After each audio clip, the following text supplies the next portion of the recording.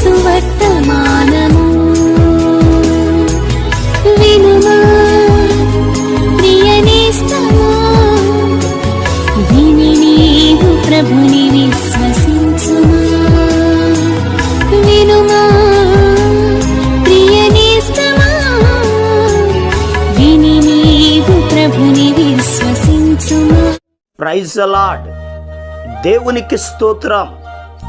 అనుదిన మన్నా అనే ఈ ఆధ్యాత్మిక కార్యక్రమాన్ని వీక్షిస్తున్న ప్రియ సోదరి సోదరులరా, మన ప్రభువును రక్షకుడునైన యేసు క్రీస్తు అతి శ్రేష్టమైన నామములో మీ అందరికీ శుభాలు వందనాలు తెలియచేయుచున్నాను.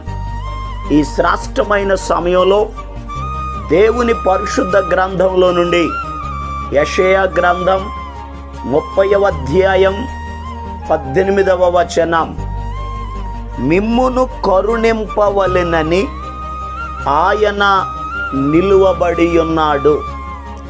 ప్రభునందు ప్రియ దేవుని యొక్క బిడ్డలారా, ఈ లోకములో ఒక వ్యక్తి సమస్యలలో ఉన్నప్పుడు, బాధలలో ఉన్నప్పుడు, ఆర్థిక ఇబ్బందులలో ఉన్నప్పుడు, బలహీనుడిగా ఉన్నప్పుడు, దిక్కు తోచని సమయంలో ఒక వ్యక్తికి ఉండే ఆలోచన ఏమిటి అని అడిగితే, ఎవరైనా నన్ను కరుణిస్తే బాగుండును అని కరుణించే వారి కొరకు, కనికరపడే వారి కొరకు, జాలిపడే వారి కొరకు ఎదురు చూస్తూ ఉంటారు.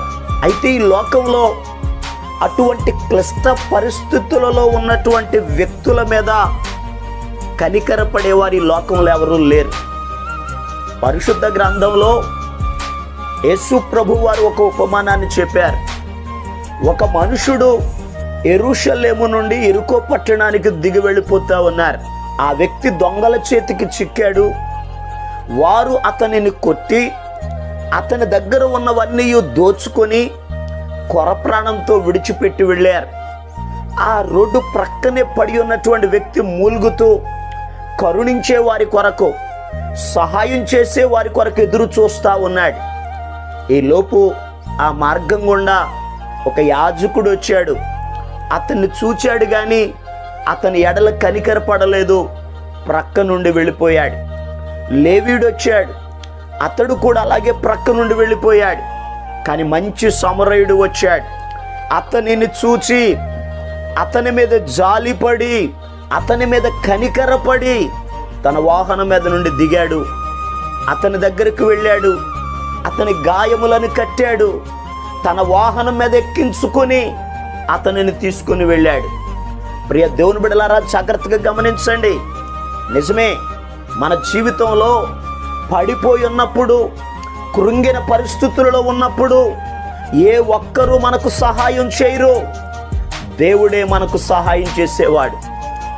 అందుకే దావీదు గారు కీర్తనల గ్రంథం 69వ కీర్తన 20వ వచనంలో అంటారు, నిందకు నా హృదయము బద్దలాయను, నేను బహుగా కృషించి ఉన్నాను, కరుణించు వారి కొరకు కనిపెట్టుకొంటిని గాని ఎవరును లేకపోయిరే, ఓదార్చు వారి కొరకు కనిపెట్టుకొంటిని గాని ఎవరునో కానరారైరి అని అంటున్నారు. ప్రియ దేవుని బిడ్డలారా, ఈ లోకములో మన పరిస్థితులు ఇంతే. ఎందుకనగా మనం నిందించబడుతున్నప్పుడు, అవమానించబడుతున్నప్పుడు, కృంగిన సమయంలో మనలను ఏ ఒక్కరూ కరుణించరు. అయితే ఈరోజు దేవుడు మనకు ఒక వాగ్దానాన్ని ఇస్తున్నారు, నేను మిమ్మల్ని కరుణింపవలెనని నిలువబడి ఉన్నాను. మన దేవుడు కరుణించే దేవుడు. ఆయన కరుణా కటాక్షములు కలిగిన దేవుడు. దేవుడు మోషేతో చెప్తున్నారు, మోషే, నా మంచితనమంతయు నీ ఎదుట కనుపరిచేదను, యెహోవా అను నామము నీ ఎదుట కనుపరిచేదను, నేను కరుణించు వారిని కరుణించేదను. మన దేవుడు కరుణించే దేవుడు. ఈరోజు ఈ మాటలు వింటున్న ప్రియ దేవుని బిడ్డలారా, నీ జీవితంలో కూడా ఒకవేళ దావీదు వలె నిందించబడుతూ ఉన్నావేమో, కృంగిన పరిస్థితిలో ఉన్నావేమో, కొట్టబడి ఉన్నావేమో, దిక్కుతోచని స్థితిలో ఉన్నావేమో, ఏ ఒక్కరూ కరుణించక కృంగిన పరిస్థితులలో ఉన్నావేమో, ఈ రోజు నాడు నిన్ను కరుణించడానికి దేవుడు నిలిచి ఉన్నాడు. ఆయన నీ వైపు చూస్తున్నాడు, నీ ఎడల జాలి పడుతున్నాడు. తండ్రి తన కుమారుల ఎడల జాలిపడునట్లు యెహోవా తన యందు భయభక్తులు గలవారి ఎడల జాలిపడునని వాక్యంలో రాయబడి ఉంది.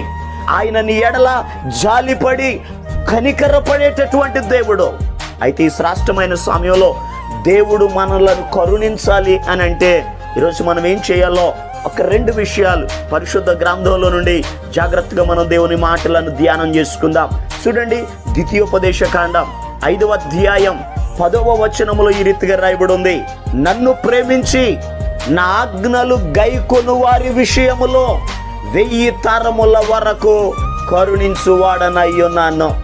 ప్రియ దేవుని బిడ్డలారా, ఎవరైతే దేవునిని ప్రేమిస్తారో ఆ ప్రేమించే వారిని ఆయన కరుణిస్తాడు. దేవుని ప్రేమించుట అనగా 1 యోహాను రాసిన పత్రిక 5వ అధ్యాయము 3వ వచనంలో రాయబడి ఉంది, మనమాయన ఆజ్ఞలను గైకొనుటయే దేవుని ప్రేమించుట. ఎవరైతే ఆయన ఆజ్ఞలను గైకొంటారో, ఆయన వాక్యమునకు విధేయులవుతారో, ఆయనకు లోబడతారో, ఆయన మాటను వింటారో, అటువంటి వారిని ప్రభు కరుణిస్తారు. ఈరోజు ఈ మాటలు వింటున్న ప్రియ దేవుని బిడ్డలారా, దేవుడు మనలను కరుణించాలి అని అంటే మనము దేవుని మాటను వినాలి, ఆయన మాటకు లోబడాలి, ఆయన వాక్యానుసారంగా జీవించాలి.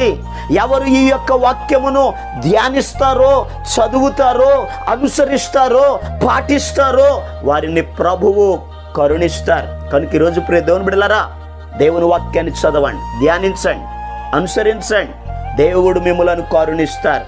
మరి ఇంకొక మాటను పరిశుద్ధ గ్రంథంలో నుండి ధ్యానం చేద్దాం.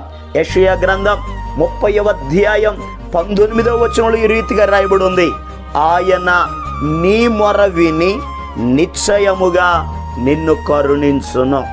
దేవుడు మనలను కరుణించాలి అని అంటే దేవునికి మనం మొర పెట్టాలి.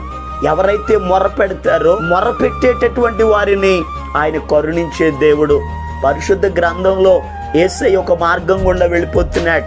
10 మంది కుష్ఠరోగులు యేసు ప్రభు దగ్గరికి వచ్చారు. ప్రభువా, మమ్ములను కరుణించు అని కేకలు పెట్టారు. యేసయ్య వారిని చూచాడు, జాలిపడ్డాడు, కనికరపడ్డాడు. మీరు వెళ్ళండి, వెళుతూ ఉండగానే మీరు స్వస్థత పొందుతారు అని చెప్పారు. వారు వెళుతూ ఉండగానే వారు బాగుపడ్డారు. ప్రియ దేవుని బిడ్డలారా, ఎవరు దేవుని దగ్గరకు వచ్చి మొరపెడతారో, ప్రార్థిస్తారో, ప్రార్థించే ప్రతి ఒక్కరిని ఆయన కరుణిస్తాడు.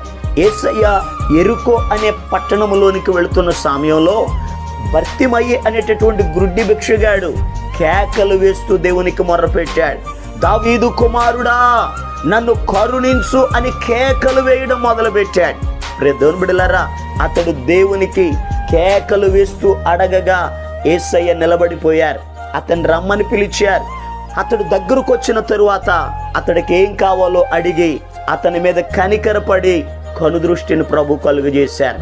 ఈరోజు ఈ మాటలు వింటున్న ప్రియ దేవుని బిడ్డలారా, నీ జీవితంలో ప్రభు నిన్ను కరుణించాలి అని అంటే ఆయన సన్నిధిలో మోకరించండి, కన్నీరు కార్చండి, ప్రార్థించండి. నీవు అడిగినప్పుడు ప్రభు నీ ఎడల కనికరపడతాడు, కరుణిస్తాడు. నువ్వు అడిగినది ప్రభు నీకు అనుగ్రహిస్తాడు. ప్రియ దేవుని బిడ్డలారా, దేవుడు మనలను కరుణించాలి అని అంటే ఆయన మాటను వినాలి, ప్రార్థించాలి. మరొక మాటను చదువుదాం, చూడండి.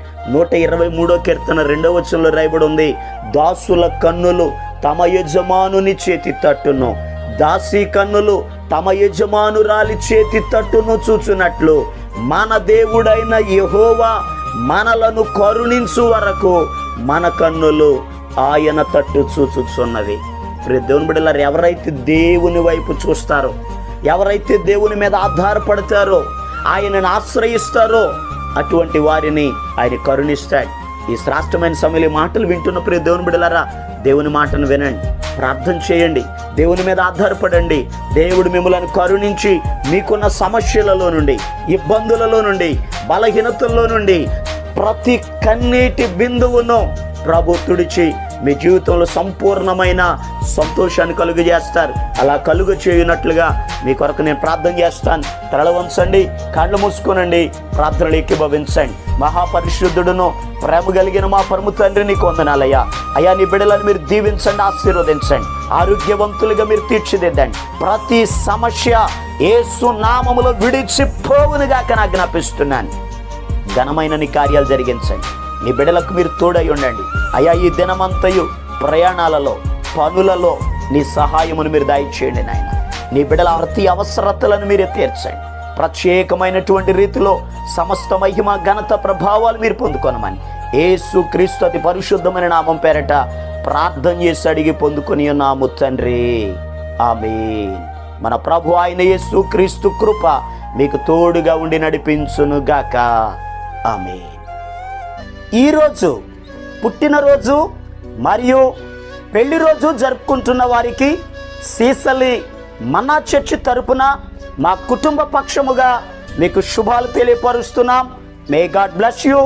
దేవుడు మీకు తోడుగా ఉండి మిమ్మల్ని ఆశీర్వదించును గాక. దయచేసి గమనించండి, మీ కొరకును మీ కుటుంబం కొరకును దేవుడు మిమ్మలను అభివృద్ధి పరచాలని నిత్యము మేము ప్రార్థన చేస్తున్నాం. ఏమైనా ప్రార్థన అవసరతలు ఉన్న ఎడల ఈ స్క్రీన్ మీద కనబడుతున్న నెంబర్కి ఫోన్ చేసి తెలియపరచండి. ప్రియ దేవుని బిడ్డలారా, అనుదిన మన్నా అనే ఈ వర్తమానాలు మీ స్నేహితులకు, మీ బంధువులకు కూడా షేర్ చేయండి. మన్నా చర్చ్ సీసలి అనే ఈ యూట్యూబ్ ఛానల్ను సబ్స్క్రైబ్ చేయండి. అందరికీ వందనాలు. నీ సన్నిధానములో సంపూర్ణ సంతోషం, ఆరాధించుకొనే విలువైన అవకాశం. నీ సన్నిధానములో సంపూర్ణ సంతోషం, ఆరాధించుకొనే విలువైన అవకాశం. కోల్పోయినవన్నీ నాకు ఇచ్చుటకును, బాధల నుండి బ్రతికించుటకును.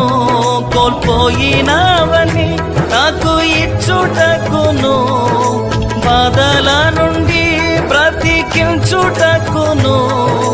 నీవే రాకపోతే నేనేమైపోదు.